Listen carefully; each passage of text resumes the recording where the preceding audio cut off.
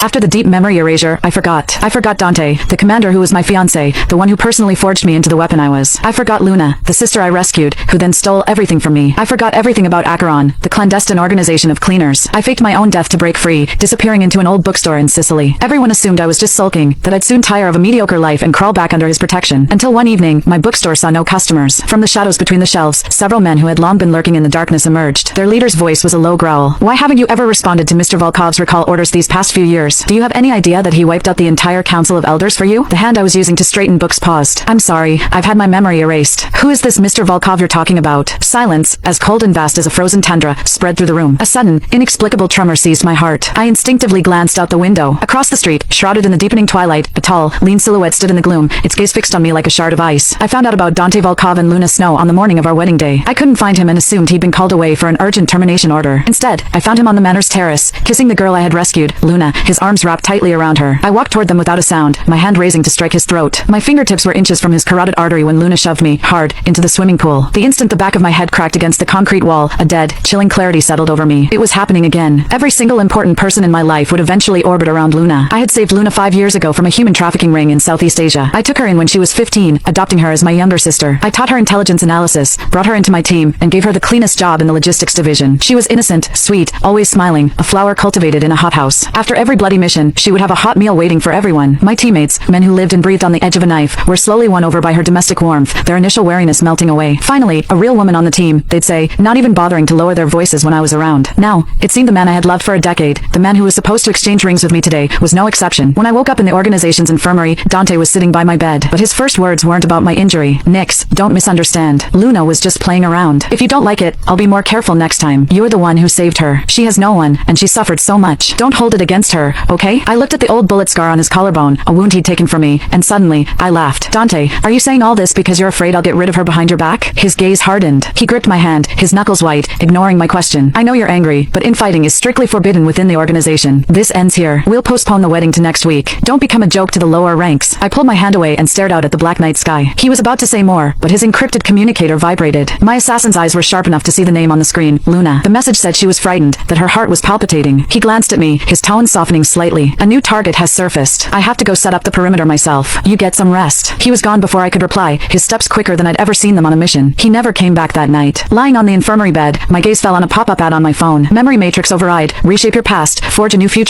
I have always been ruthless. I don't tolerate filth. Once something is tainted, I won't touch it again. So, Dante, and the 10 years of entanglement that came with him, I was done with it all. I walked out of the lab for the Phoenix Protocol feeling as if my brain had been wiped. Click the link in my bio to get the full story for free.